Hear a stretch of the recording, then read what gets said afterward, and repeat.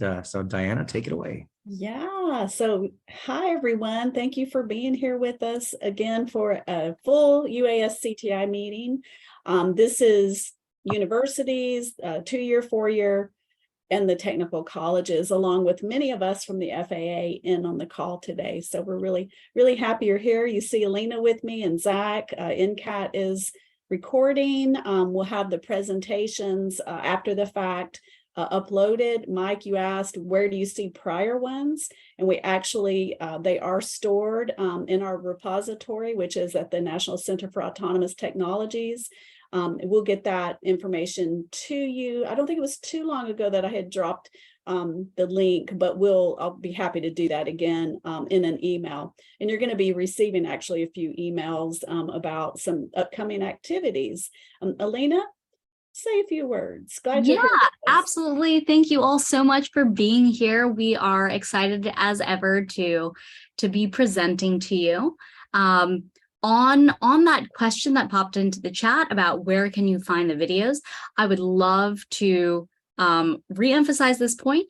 If you get onto the NCAT website, please sign up for and create your school account.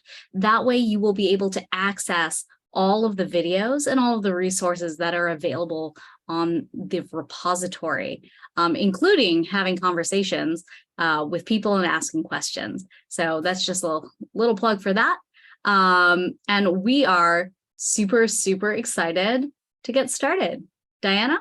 And I will tell you that when a school becomes a CTI school, your information, meaning your email, if you're the point of contact, and the school information is uploaded initially, but there may be other things that you'd like to go in and check out. So please do that.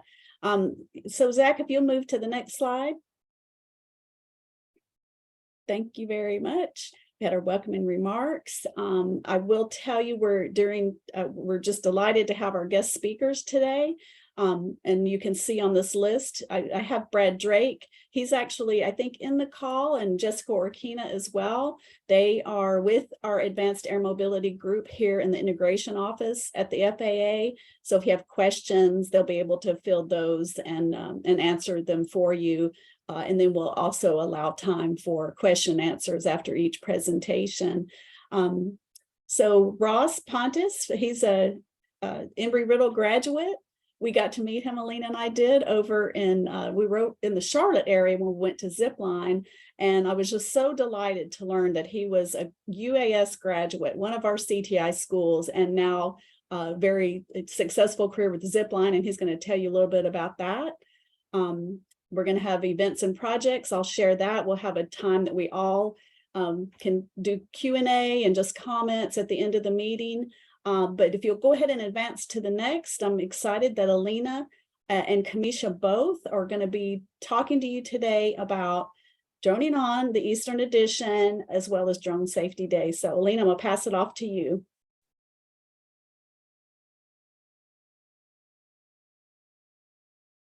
Sorry, I've got a bunch of screens open. So next, I am actually going to be introducing our next speaker, and her name is Kamisha Walker. She is the person who is putting together Drone Safety Day this year. I'm so excited to be working with her. She is on the AUS 410 team, and she actually started as an intern at the FAA. We loved her so much, we just had to keep her. She is an incredible person and has done a lot of great work on Drone Safety Day. And with that, I'll actually pass it over to Kamisha. Okay, thank you so much, Alina, for all the kind words. I really appreciate that. Alina is fantastic too. I work in the outreach and engagement office with Alina and Diana, and they are very great colleagues of mine. I'm really excited to be here today to speak with you all about Drone Safety Day and Droning on Eastern Edition, two educational outreach events of ours that will be overlapping this year. Let's see. Would I be able to get access to screen share, please? Yes, I made you a co-host. You should be able to screen share now, so I'll go ahead and start. Thank you. No worries. Thank you so much. All right, so let's dive in.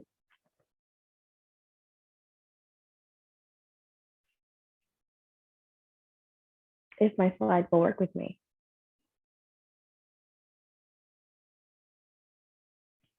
Here we are. Morning, Kamisha. You can go ahead.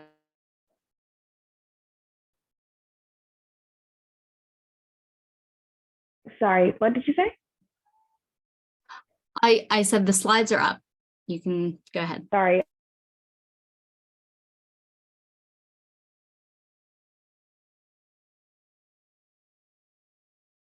Did we lose Kamisha and her Yeah, slides? she froze. Mhm. All right. Here, I will try turning off my camera and seeing if that helps with my connectivity issues. It wouldn't be a virtual meeting without some tech problems. Never, ever, ever, ever. All right, so sorry about that, everyone. I hope this works a little bit better. This year, Drone Safety Day, previously known as National Drone Safety Awareness Week, is returning for its 5th consecutive year on Saturday, April 29th.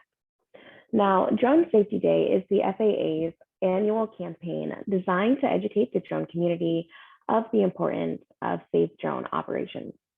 There are so many safety, societal, and economic benefits to flying safely, and Drone Safety Day is going to highlight these through local and nationwide events.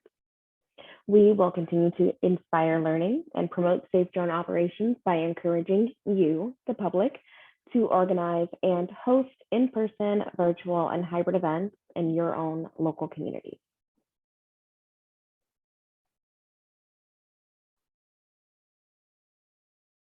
Okay, so this year's safety messaging is Fly Right. It is the safe way to fly, and by flying right, you are following FAA's rules and regulations for operating a drone. But what does that mean?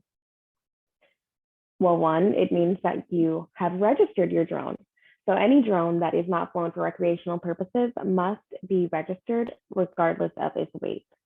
Any drone that is flown for recreational purposes must be registered if it weighs more than 250 grams. So that's about 8 ounces of your favorite cheese.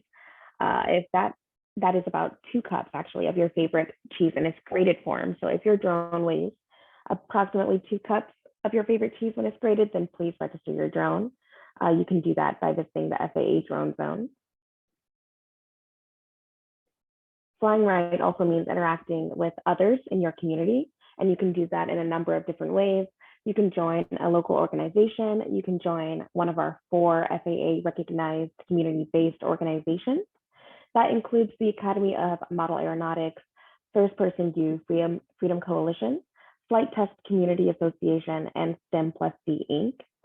Joining a CBO can provide you with many different opportunities to learn from people who have a wide variety of experience in drones. So we highly recommend joining. And lastly, you can even engage in forums online. So flying right means gaining knowledge. There is all sorts of stuff to learn that is available for you online at faa.gov/UAS. You can learn about drone safety and rules there. And additionally, there are educational resources at the Drone at Home website as well. There are activities such as scavenger hunts, skills drills, and even activities for kids. That website has been linked on the Drone Safety Day website. So if you're interested in checking out those resources, you can find the website linked there. And by flying right and gaining knowledge, that means you're also using the Before You Fly app on FAA-approved LANC UAS service supplier to check the airspace prior to your flight. So there are currently 14 FAA-approved LANC UAS service suppliers and 12 offering publicly available services. If you visit the website, faa.gov/UAS/getting-started/LANC, you will be able to find more information on exactly what LANC is, how it works, and how and when drone pilots can use LANC.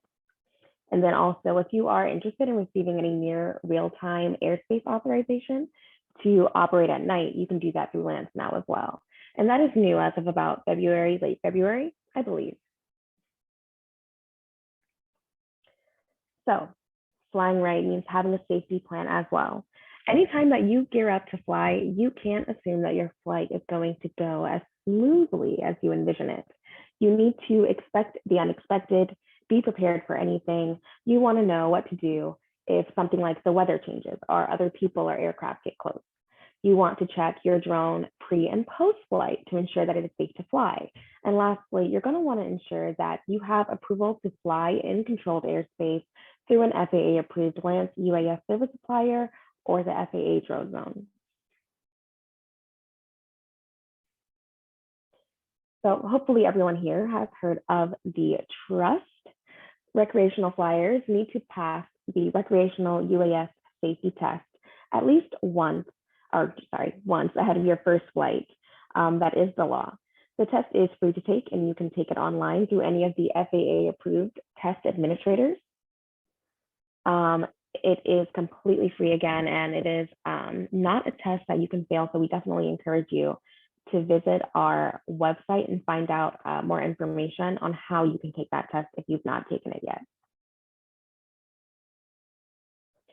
So let's discuss our overarching themes for Drone Safety Day. There are several themes for Drone Safety Day. We call these our 5 E's, and event organizers can host an event that touches on any or multiple of these themes. There's education, economics, equity, environment, and emergencies. Events focused on education specifically can highlight how drones are used in education and inform the public of safe drone operations, helping to foster greater public understanding of commercial and recreational drone uses. For instance, you could think of Amazon drone delivery versus someone who likes to fly in their neighborhood free from time to time. Events focused on economics can highlight the economic, societal, and safety benefits of using drone technology. For example, using a drone to inspect infrastructure that would typically be more dangerous for a human to inspect. For example, bridges, tunnels, towers, power lines. And additionally, you can encourage entrepreneurship. It's a big economic plus, and there are plenty of avenues to starting a small business if you so choose. Events focused on equity can open opportunities for all operators. Drones offer an accessible pathway into aviation, and they provide more opportunities for historically excluded communities to be a part of the aviation community, which includes lowering the cost of entry. Events focused on environment can help foster greater public understanding of the environmental and sustainability benefits of using drones. There are so many different ways to engage with the environment using drones, from reforestation to monitoring wildlife populations. And lastly, we have emergencies, which these events can highlight how drones are utilized in emergency situations, such as natural disasters, search and rescue missions, firefighting, public safety, and more. They can also educate about the FAA processes to quickly authorize drone flights in emergency situations as well. So last year, we worked closely with the National Center for Autonomous Technologies, NCAT, here who was recording, to host Drone Safety Day. And we saw over 40 events submitted to the NCAT website. There were events held in 13 US states, 2 US territories, and 3 countries. And these are numbers that we hope to continue to grow as we proceed to educate the public of safe drone operations. As of this morning, I believe we have 8 events registered for the upcoming Drone Safety Day. This is a screenshot of 5 events that we had registered as of last week when I presented this briefing somewhere else. I wish I had replaced it so that you could see where the events are being held. But I believe that each of the events that's been registered on the NCAT website for Drone Safety Day is an in-person event. There's so much interest. And if you are in any of the areas on this map, we've got Arizona, North Carolina, Maryland, Washington, and Idaho, then you can check out the NCAT website to figure out how you can get involved. And then remember that you can also sign up to host your own events. You can host a variety of in-person, hybrid, and virtual events or activities. And then on the Drone Safety Day website, you will find that the 2023 Drone Safety Day playbook also contains a handful of ideas that can help you get started with your Drone Safety Day planning. So here's everything that you need to know to be successful in your Drone Safety Day planning. Again, the date is Saturday, April 29th. In the future, Drone Safety Day will always be held on the last Saturday of April, so we are super thrilled to finally have a set permanent date. To get involved with other events in your area or host your own, visit the NCAT website, check regularly, and stay up to date on what events are happening around you. And then if you have any technical questions or website questions, you can contact NCAT. If you have any questions regarding Drone Safety Day, you can contact us at dronesafetyday@faa.gov. And then once you have registered your event in the NCAT website, it is then time to promote it. So definitely be sure to invite your audience to attend and participate in your event. You can even invite local media, and you can post your event on social media using the hashtag Drone Safety Day. If you tag us on Facebook and Twitter at FAA Drone Zone, we'll be able to find it and we might even share it. And additionally, many drone pilots are comfortable in the digital world, and digital tools can be a great way to connect with that community as well. So I'm going to pass it off to Alina to talk to you all a bit about joining on Eastern, which she's worked really hard on. Thanks, Kamisha, for that awesome presentation on Drone Safety Day. And let me talk a little bit about Droning on Eastern Edition. So as you all know, we have been going out to all of the FAA regions, there are 9 of them, and having local drone events, educational outreach, basically, for students, public safety, governments, local, state, and tribal governments. Sorry, I had a second there. And of course, the general public. Our next Droning On event is going to be at Warren County Community College, one of our very own UAS CTI schools. So we're super, super excited about that. Dr. Will Austin heads that program there. And we are so excited to be in New Jersey. So right now, we've got the 3 days, and as Kamisha mentioned, the 3rd day does coincide with Drone Safety Day. So if anybody is out in that area, we would love to have you come and participate. It is, of course, free to everybody, and we would love to see you there. We are this year also planning on coming out to California, our Southwest region, and our Northwest Mountain region. And yes, I did say California specifically. We are looking at having an event out there sometime this summer. So we will get back to you as soon as we have all of those solid details, and can't wait to see you all at those as well. Also, that QR code that's on there is how you can register for any of the events happening Droning on Eastern Edition, including Drone Safety Day. Drone Safety Day is also on the NCAT website as an event, so hope to see you out. All right, back to Kamisha.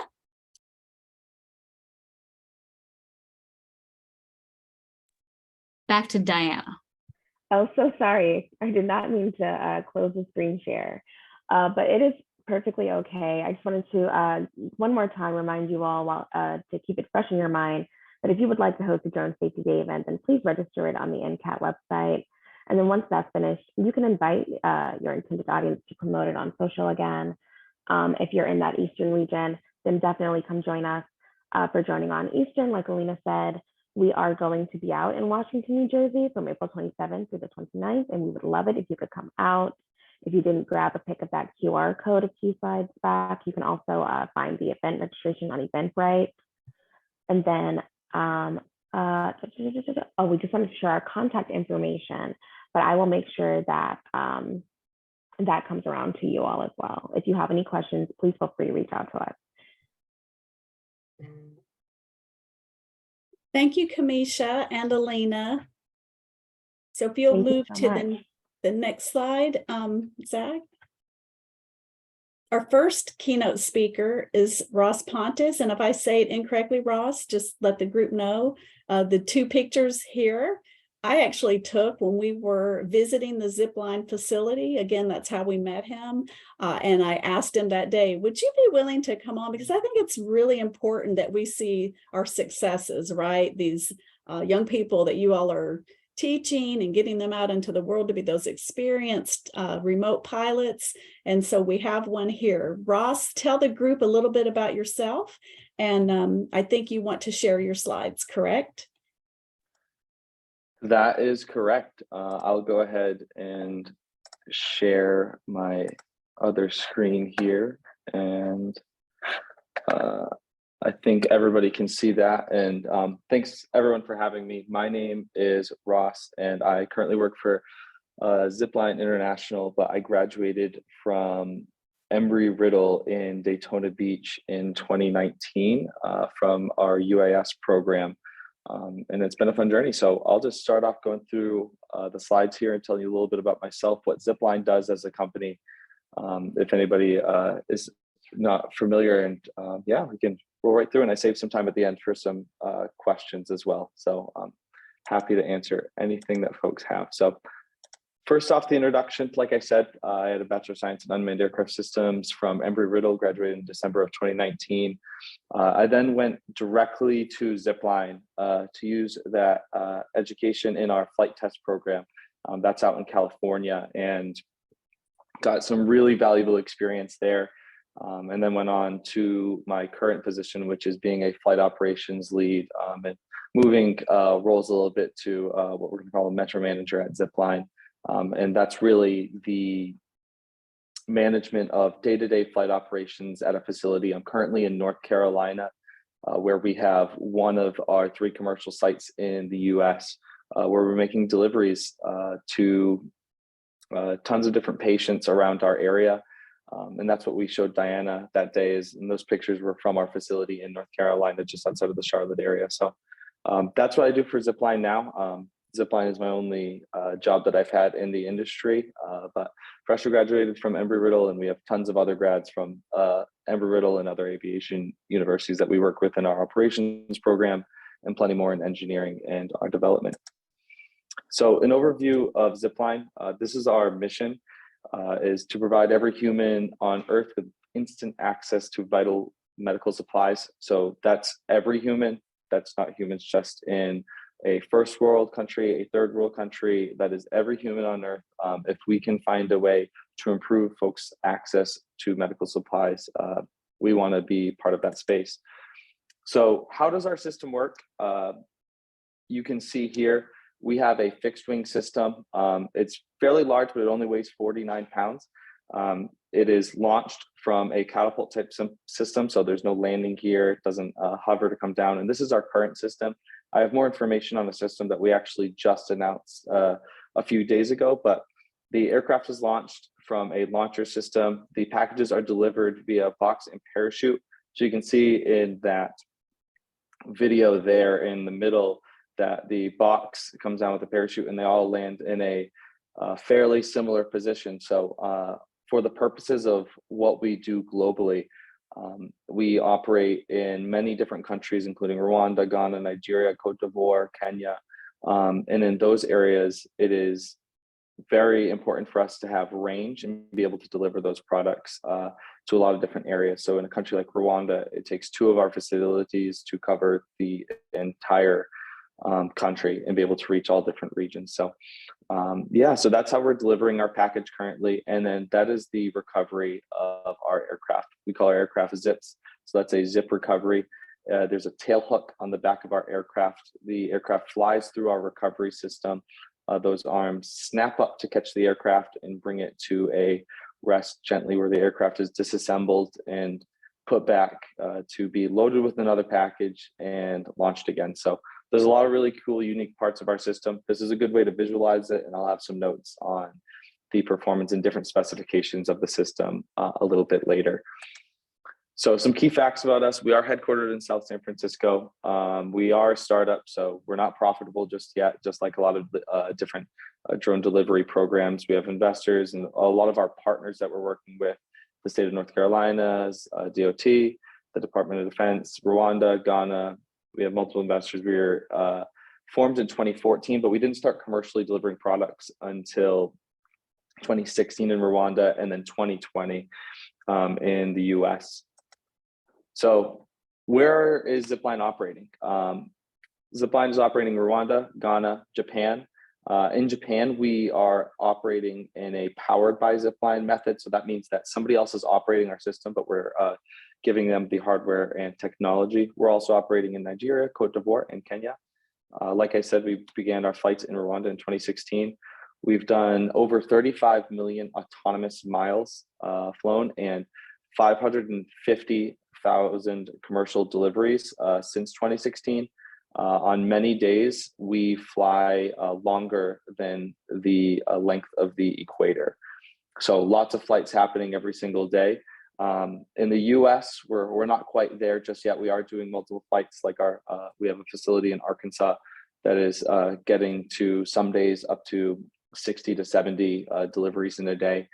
But in other parts of the world, like in Rwanda and Ghana, Nigeria and Cote d'Ivoire, and now Kenya, those locations can do upwards of 250 deliveries a day from each location, and we have 16 locations globally. So they're doing tons of deliveries every single day and operating at scale in those areas. We do have our Part 135 certification. We received that in 2022. We're doing deliveries under Part 107. Prior to that, in North Carolina, we have facilities in North Carolina, Arkansas, and Utah, and hopefully more in the future.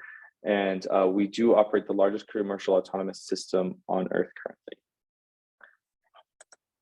So you saw the aircraft before, but what are the specifics? It is a system that is continuously monitored by the remote pilot in command. That's a position I do, as well as many others that I wanted to highlight, that a lot of folks who are graduating with a degree in UAS and plenty of other degrees, even pilots, that is a perfect position for somebody like them, in a position that is growing and growing within our industry, and especially at Zipline. So all of our flights are continuously monitored by a remote pilot in command. We can fly 43 nautical miles out and back. We have a 55 knot cruising speed. The payload can be up to 3.9 pounds, 2 hours of flight time. It is fully autonomous on most flights. All we're doing is monitoring and interfering when needed for something like traffic deconfliction, turning around for weather is another great example.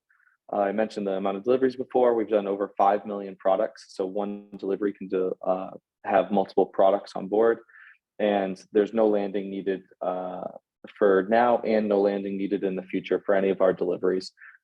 That aircraft just drops the package. All of the products are held safe inside of that box and tested before they're delivered to make sure that they're safe, and then they can be delivered.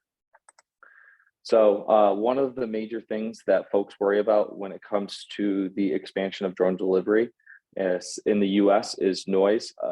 We're very proud that our system is relatively very, very quiet.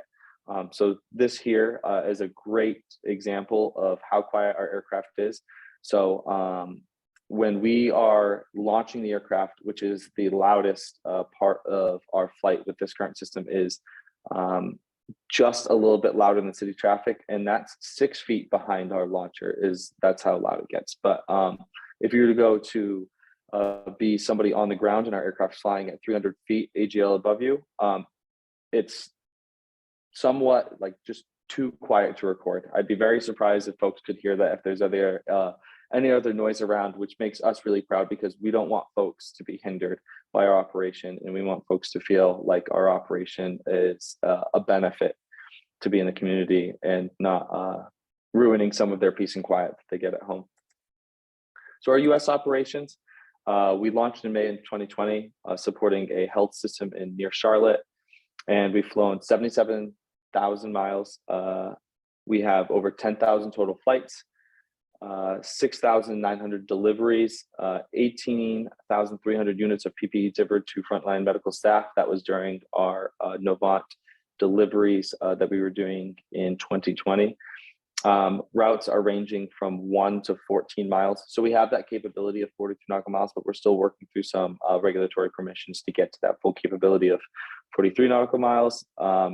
So we have a strong partnership with the IPV and Beyond partnership. It's been really beneficial to us, and we are super appreciative of all of the folks that have helped us in that area. And we have 2 other nests where since then that we've opened in Arkansas in partnership with Walmart. So that's delivering less of the like vital medicine where it's like prescriptions in North Carolina that we're doing. And with Walmart, they can do lots of different items that are sold throughout one of their stores. And then in the Salt Lake City area, we're partnered with Intermountain Health, delivering over-the-counter products and other prescriptions for Intermountain.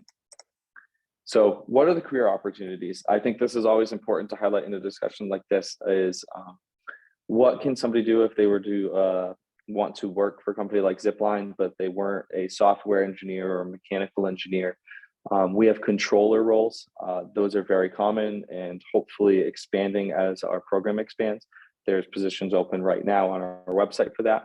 There's operations managers, so that's flight operations leads and different types of managers. We have an airspace and aviation outreach manager. We have a training program, which has folks who are just trainers, and they do evaluation as well, and they're also controllers. We also have trainers on the maintenance team, which is maintenance technicians, and repairmen, which is 2 different roles based on if somebody is capable and maybe has an A&P or is just coming with a depth of knowledge. And then fulfillment operations, and all of those have different levels of things that are required and prerequisites. But the controller role, we will say, is you need to be 18 years old and you need to have a Part 107. But besides that, a lot of it is on the job teaching, and that prior knowledge does really help when stepping into one of those roles. It makes training a lot easier. So this is our site in North Carolina. This is our site with Walmart in Arkansas.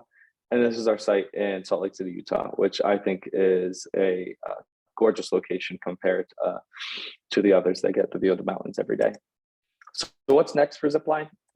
I don't want to play these videos, but if you'd like to see what's next for Zipline, we do have a new system that we just announced and hopefully is going to scale in the US, requiring a lot more of those jobs that I just spoke to. It is a system that has what we call a droid that delivers products via a winch and movable mechanism that delivers the product to the ground. If anybody is familiar with Mark Rover, he did a video recently that kind of highlights that system in the future that we're looking at Zipline. And I also tagged a video here to see what instant delivery at home looks like. So if you go on YouTube, just look up Zipline International, go to flyzipline.com. You can see more about what Zipline's doing and what we hope to do in the US. And on that, does anybody have any questions?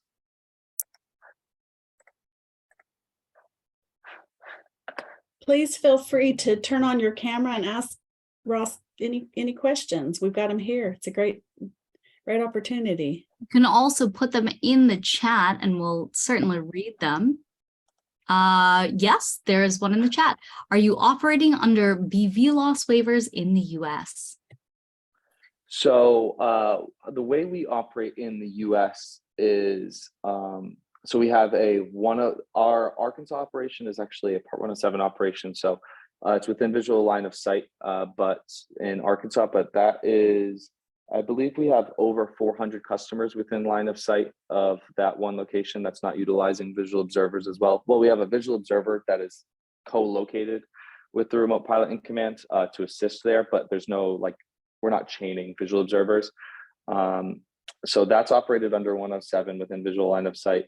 In Utah and North Carolina, those are 135 operations. So we keep VOs positioned every 2 to 3 nautical miles at this point to allow us to fly to that 14 nautical miles. So we're waiting on the approval and operational use of our detect and avoid program, which uses a couple different technologies. So once that's really developed, we'll be able to kind of expand on that beyond visual line of sight operations. So not under any waivers, but we do have that 135 certificate and hopefully adding to our 44807 here soon with that technology. Awesome. Thank you, Ross. Other questions for you. Does Zipline have internships? Zipline does have internships. There's 2 internships that I like, internship areas that I really generally know of. They have a lot of engineering internships that I think go, it might be only in the summer, but I believe in the past we've done summer and a different time, like maybe like a fall or spring as well. And then we also have, which I am biased to plug, is that we have had internships with our flight test program, which is we are on this giant property, 7,500 acres, and you get to be trained in how to operate our system, run flight tests with the crew, and collect data. And it is an incredibly fun time, a lot of time outdoors, and an incredible experience for learning about a real use of UAS and being a part of something like that. So I'll shamelessly plug that is a great internship. I love practical internships. That makes so much sense. And where can we find those? Are they on the website? Yes, they should be at flyzipline.com. And I think it should be flyzipline.com/careers. We recently redid our website, so I'm not sure if that still goes there, but if you go to flyzipline.com, go to the company tab, there should be an area where there's careers. Awesome. Thank you. I didn't point out when we were at Zipline, it was a really windy day. We were so sad that we didn't get to see the operations actually happen. But I don't know about you, Alina, we should just go back to school and be their interns. I mean, I think there was a whole movie, right, about people interning at organizations for their second careers, right? Why not? Another question in the chat for you, Ross. Do the Part 135 operations use RPICs with commercial pilot certificates? So the pilots at Zipline have a Part 107, and then we have an internal training program that is approved through the FAA. So all of our training content is then approved. So just like in other areas, our folks who are hired then have to be trained and evaluated to pass certain items. And then we get regular line checks that are sometimes with only internal evaluators, and sometimes they're done with our FAA principal ops inspector watching. So yeah, we go through a lot of different evaluations. So not a commercial license isn't required, just a Part 107, but all of our internal ratings are needed as well. I will say that a lot of the time, Part 107 and commercial license actually kind of gets mixed up a little bit. There is no specific commercial license. I believe what you're talking about here is the 107, right? 107 allows you to do more operations. And Jess, I see you have come on, camera, go ahead and clarify. I think the reference here is to a commercial pilot certificate for traditional aircraft. I'm not sure if that was the question. I don't know the answer to what's required on the 130. I don't have specific details on the Zipline 135, but I think the reference is for commercial pilot certificates under Part 61, not 107. Thank you for clarifying that. Yeah, the Part 135 operations, our RPICs do not require a commercial pilot certificate. Hey, thanks, Ross. It was just a referral to a previous meeting where one of the railroads was hiring Part 107 remote pilots that had commercial pilot certificates. Yeah, that was one of Awesome. our first meetings, Robert. And you're right, they did actually require that. All right, we've got one more question in the chat for you, Ross. Do you use A&P mechanics for repair and inspections? Yes, we have. What is don't know A&P exactly. mechanics? Airframe and power plant. So I could totally, somebody can correct me if I got one of those wrong, but we do have A&P mechanics, and they are utilized on our maintenance team. I would say half the crew has their A&P. Fantastic. Well, thank you so much, Ross. We really appreciate your time and this amazing presentation. And up next, we've actually got Mike Vaught. He is in AUS 440, which specifies and works on advanced air mobility. He has been with the FAA for about 4 years now, and with AUS specifically for about 7 months. He is retired Air Force Reserves and was active duty for 4 years. So, Michael, there you are. Do you have slides to share, or are we sharing those for you? I do. Yeah, I'll take over for a second. All right, go ahead. The stage is yours.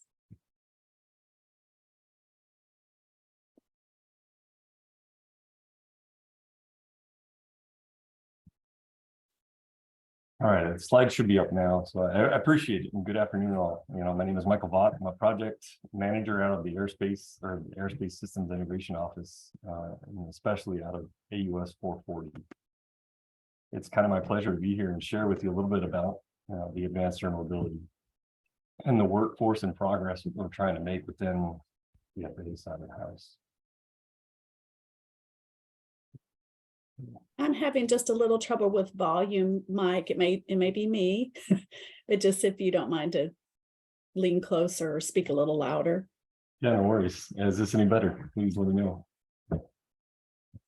Yes. When I started in this field, I kind of find myself, and others facing this question, what is advanced air mobility? And it's a question that's kind of been kicked around for several years now, and it's kind of been taking on legs with industry and federal government. Just recently today, there was a hearing within the Science and Space Committee on AAM.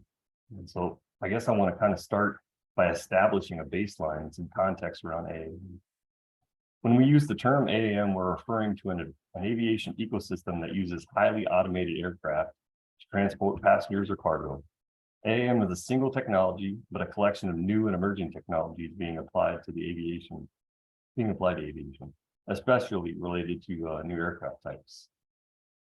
And then not until recently have we had a clear definition to describe AAM. Signed into law in October of this past year, the AAM Coordination Leadership Act created a new federal interagency working group on AAM and defined the terms advanced air mobility and AAM to mean a transportation system that transports people and property by air between 2 points in the United States using aircraft with advanced technologies, including electric aircraft or electric vertical takeoff and landing aircraft in both controlled and uncontrolled space.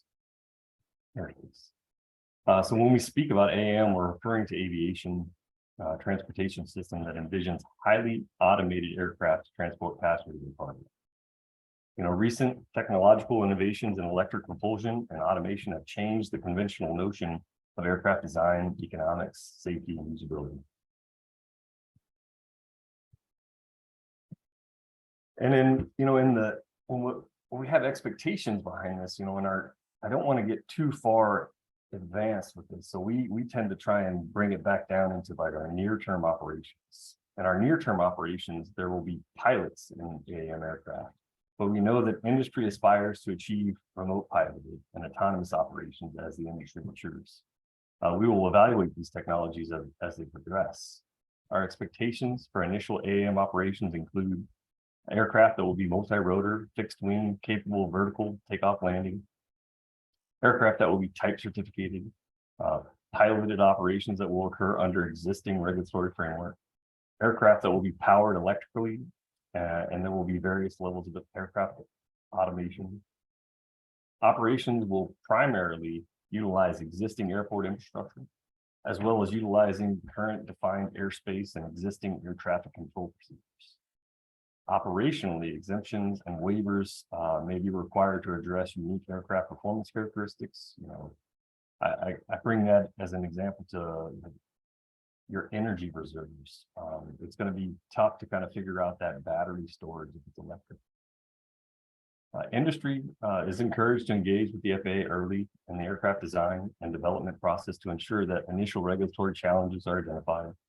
We hope that industry achieves some degree of consensus on certain AAM standards and operational models. And the FAA needs early engagement with applicants to lay out an approach to fully integrate their aircraft and operational concepts into this existing airspace. Early engagement helps the FAA and the potential applicant to create a shared understanding of the product or the concept.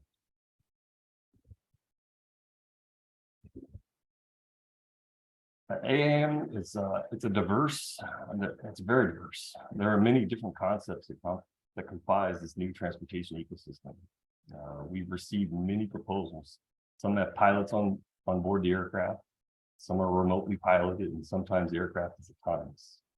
The FAA is aware of at least 5 notional use cases within AAM. That would be your urban air mobility, your regional air mobility or intercity transportation, public services, firefighting, air ambulance, search and rescue, etc. We've got large cargo delivery or movement. And within the private, you'll have private and recreational vehicles. Our goal is to figure out how to introduce these emerging technologies while maintaining the unwavering safety commitment that the public has come to expect from the FAA. We could potentially see advanced air mobility leveraging local and regional airports, serving as a way to connect smaller communities with big cities. We could also see AAM providing short-haul point-to-point services between nearby cities and standalone vertiports that are dedicated to AAM operations. You might envision an AAM network that sits below and is integrated with the traditional commercial aviation network. It could be a game changer with communities that need more transportation options or rely heavily on aviation, like in Alaska. But we also need to address local community concerns when integrating AAM, and that means solving potential challenges such as noise and privacy.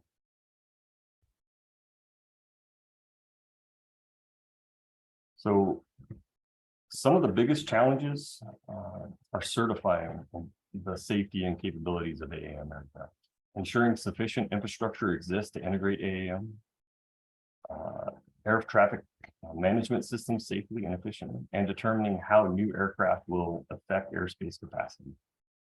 As we consider these notional use cases and approach the work necessary to integrate AAM, there are 5 areas of focus that guide the FAA's work on AAM.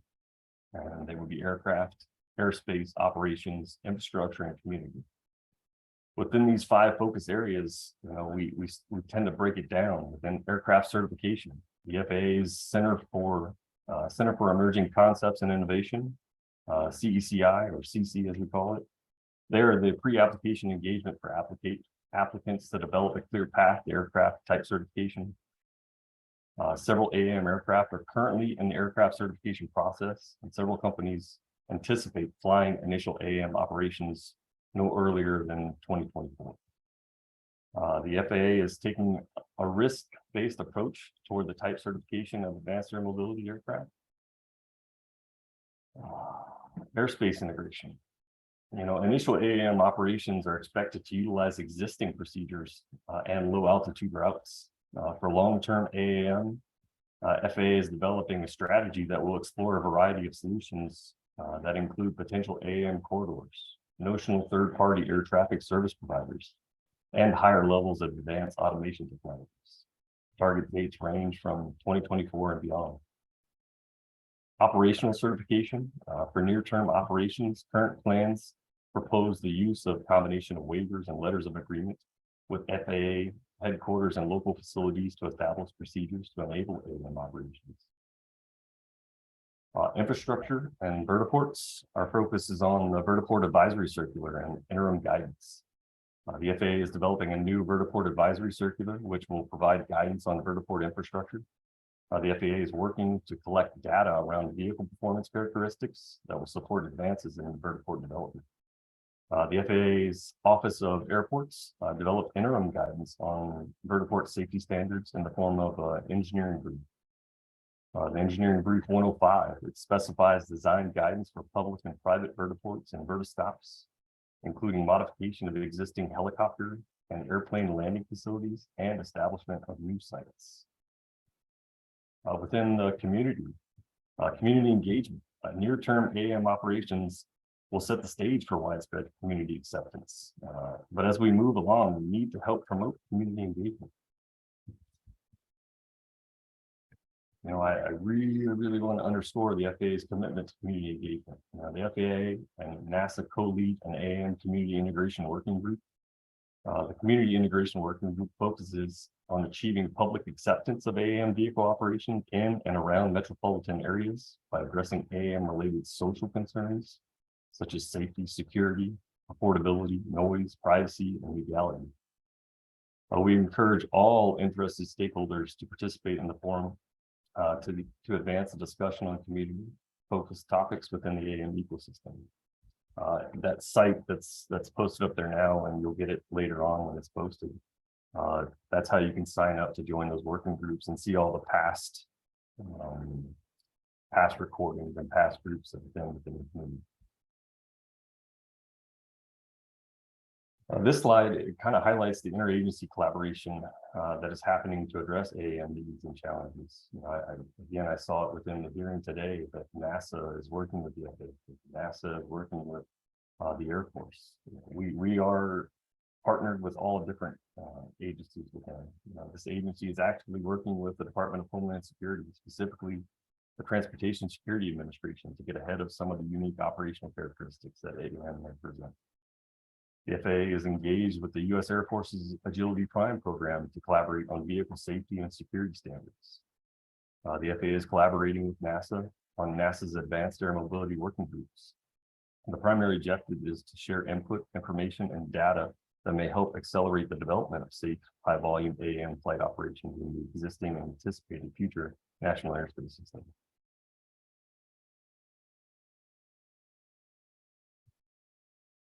AAM is expected to be the next significant change in mobility.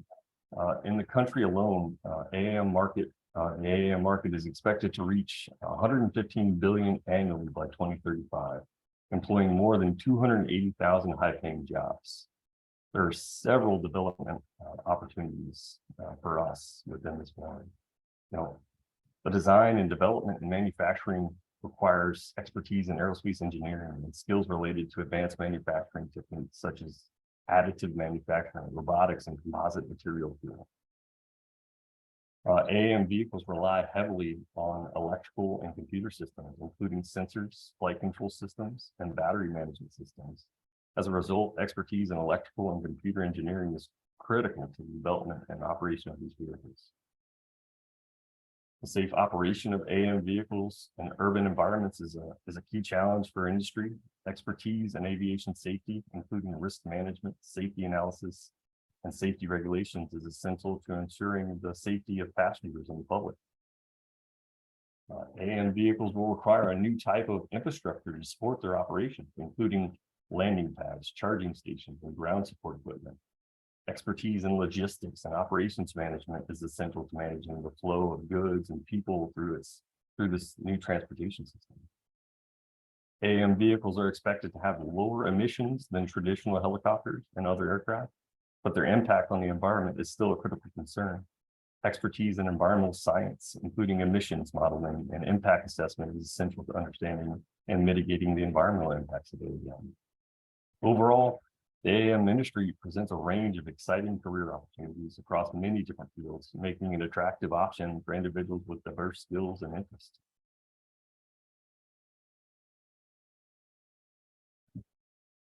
As I said, we're positioned to address the near-term operations. AAM presents many of the same challenges as drones. While we have already worked together to begin integrating drones into the airspace, we still have a long way to go with it. AAM presents many of the same issues that drones have faced. We look forward to continued collaboration from state, local, and tribal governments, and especially this audience. There's a lot of work to do, and we need the broad collection of voices at the table. Bottom line, advancing AAM is going to require collaboration. Industry and all levels of government are going to need to come together around this topic to develop infrastructure, increase community awareness, and get these initial operations off the ground. Thank you for your time. I appreciate it. any questions, comments, feel free to reach out. Both Brad and I are on the team within AUS 440, or if there's any questions or comments, I think they're on now, and we can try to answer your questions. I have a question. So I mentioned I was at South by Southwest last week. We had an FAA booth there, and we attended 2 or 3 sessions that were focused around AAM, because you just mentioned, Mike, local governments and getting the buy-in, by community. So this one panel session that I sat in, Eve, Air Mobility, and the city of Orlando were both panelists. And the mayor of Orlando, he's very ambitious. He's saying he wants to see air taxis up by 2026. So my question to you, Jess, Brad, what are your thoughts on a timeline? Like, when do you think we'll really see a lot of this happen? I'd really like to just kind of respond to this. I know that there's an initiative going on now, and I'm not sure how I can talk to that in this forum, but I think Jess can. Come on, Jess. Yeah, I'd be happy to. I think that first of all, let me say, all of our timelines are driven by safety. So it's not about saying, okay, we're going to have operational AAM, or we're going to have pilot onboard operations by this date, remote pilot by this date, and autonomous by this date. It's all driven by safety. You'll see a lot of different timelines out there in industry. I think that all of them are premature at this time. And I do think that it will be closer to the 2028 timeframe before we're going to see some of this operational. There will be some initial ops at a smaller scale, most likely before then. There are already aircraft being tested at this point. But to put a hard timeline is a difficult thing at this time. Thank you. That was actually what we heard a little from a couple companies where they were looking at 2030, even into the 30s. So thank you. What about other questions? Please feel free to jump on, ask the question or post it. Someone did ask, I think this was Jason, the role of NASA. Jess, if you or Mike want to. Mike, do you want to start with that, or you want me to? NASA has their national campaigns that are going on, and I know we've been working collaboratively with them, but they have a ConOps out there now. They're doing great modeling, and they're helping us to kind of shape within our airspace and potentially talking about corridors. I'm not saying that we're going with the corridor route, but it's linking NASA's ideas with our air traffic controllers and trying to figure out how we can manage that airspace. We are all kind of at the table working together. I do have a follow-up question. Sorry, Michael, I'm in Puerto Rico, and my where I'm at, it's not really the best. I just actually spoke on this, the Lawyers Pilots Bar Association. So thank you for that. But Kent State, we're actually working on a project setting up the airways. What's the best way of communicating that with the FAA? Because there's so many different parts, from the 333 waiver, the actual Part 107 waivers, and we're doing this in stages to set up for an eventual air taxi. What's the best way of communicating that with the FAA? Because there's so many different pieces and parts. And of course, working also with the university and the 2 local municipalities is another monumental task. I would start with our office. Yes. Call us up, email us, please. We can get you connected to whoever it may be, or even if it's us. But please come start with us. We'll get you there. Okay, I'll certainly do that as soon as we're off. I will send you stuff. Thanks. Thank you. And we'll package the slide deck and then have it available to everybody if that's good with you all, Mike and Jess, as well as Ross. So Diana, I had another question. Yeah, jump right in there, Zach. So Michael or Jessica, I'm not sure which one would be best for it, but as we talk about AM integration into the airspace, I know there's a lot of focus on the airspace itself, on the aircraft, on the engineering and type certification side of the house, but I've heard very little to nothing about addressing the gaps between Part 147's Airman Certification Standard for the mechanics and A&Ps, and addressing the new technology involved in that. Is that even something that we're working on, and who would be the group working on that? Hey, Mike, I can kind of take that question, if you'd like. Hey, Zach, this is Brad. I work with Mike and Jess in AUS 440. To kind of touch on the previous question as well as this one, we're working on a powered lift SFAR right now, and that's due to be released in the summertime, and that will address some of the questions that you all are having. But just rest assured that the folks in flight standards, so you asked who works on that, it's going to be the folks in flight standards. They are working on that. They are well aware, and a lot of these concerns will be addressed in the powered lift SFAR that's going to be out for public comment this summer. So I hope that helps. Yes, thank you very much. And the previous question about how we're interfacing or working with NASA, I put something in the chat where we're actually working to develop terminal approach procedures like TERPs, approach placards, with some of the different AAM companies. In this case, we were working with Joby out of Marina, California, side by side. So it's a pretty good little article, but work is being done, even though, sometimes maybe we have a bad job of messaging some of this stuff out, but it's good, like in a forum like this, to let the American public know that we are working together and things are getting done. The all of government meeting that we're having next week. All right, are there any other questions while we've got Jess, Brad, and Mike with us? All right, thank you so much. I know this was important to share this information. It's on the horizon, this advanced air mobility. I mentioned seeing it at the conference, a few of us that were there. So we really do appreciate you kind of giving just a brief 101 what it's all about. And I'm not sure what the next slide was. You don't have to, oh, there you go. Events, meetings, and projects.